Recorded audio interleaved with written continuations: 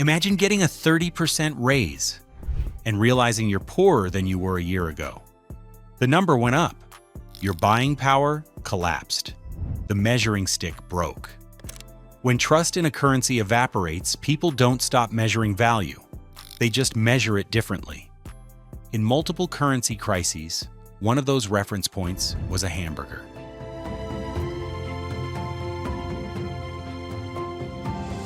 To understand why, we need to understand what breaks first when money fails.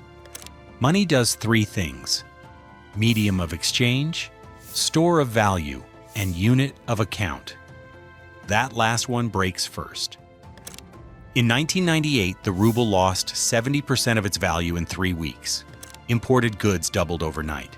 The government reported 84% inflation. People stopped planning.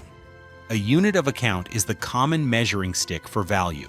It's why you can say a car costs $20,000 instead of 200 chickens or 500 hours of work.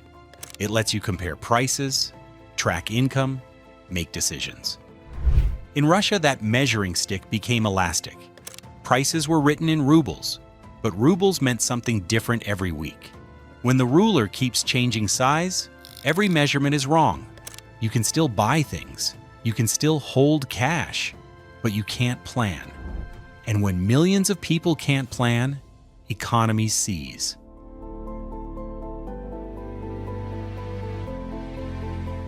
The BigMac index is based on a simple idea. Identical goods should cost roughly the same everywhere when measured in a common currency. If a Big Mac costs $5 in the US and £4 in the UK, the implied exchange rate would be $1.25 per pound. If the actual rate is $1.30, the pound appears overvalued by about 4%. It's a crude measure. It ignores taxes, wages, and rent. But it works surprisingly well as a directional signal because the Big Mac is a highly standardized product, made from similar inputs, sold in similar ways across vastly different economies. That consistency makes it a useful point of comparison. When The Economist introduced the index in 1986, it was meant as a light-hearted illustration. But over time, analysts and traders started paying attention to it.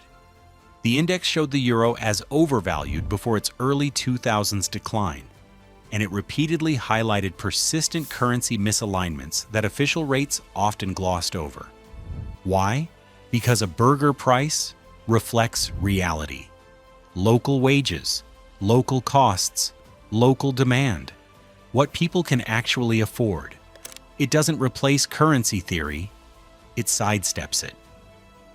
McDonald's pricing became a benchmark not because it's sophisticated, but because it exists outside monetary policy, while still being priced inside real economies.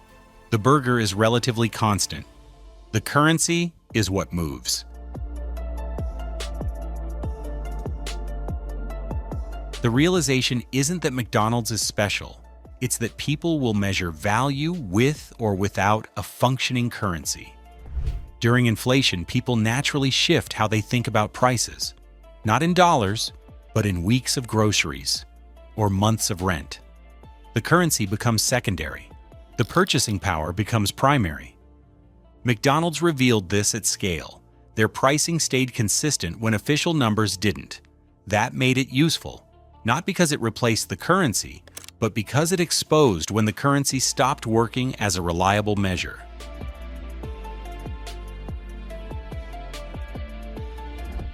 This pattern hasn't disappeared. In Turkey, egg prices became a political crisis, not because eggs got expensive, but because the price spike exposed the gap between official inflation figures and what people were actually experiencing. In the US and Europe, inflation debates increasingly focus on specific prices, rent, gas, groceries, rather than CPI aggregates. People instinctively understand that broad measures can obscure what matters to actual purchasing power. Even the cryptocurrency pitch relies on this mechanism. Your dollars are losing value only resonates if you already distrust official inflation measurements. The underlying observation is the same. When confidence in monetary measurement breaks down, people look for alternatives. The BigMac index endures because it's a tangible reminder that currency is just one way to measure value, and not always the most reliable one. McDonald's didn't replace any currency, but their pricing revealed how fragile monetary measurement actually is. In stable times, we don't notice. The system works, prices make sense, everything hums along. But when that stability cracks, people instinctively search for reference points. A hamburger, a basket of groceries, gold. Whatever stays consistent. The trust doesn't vanish. It just relocates to something more predictable than official numbers. Next time a price change doesn't match what you're being told about inflation, you're not imagining it.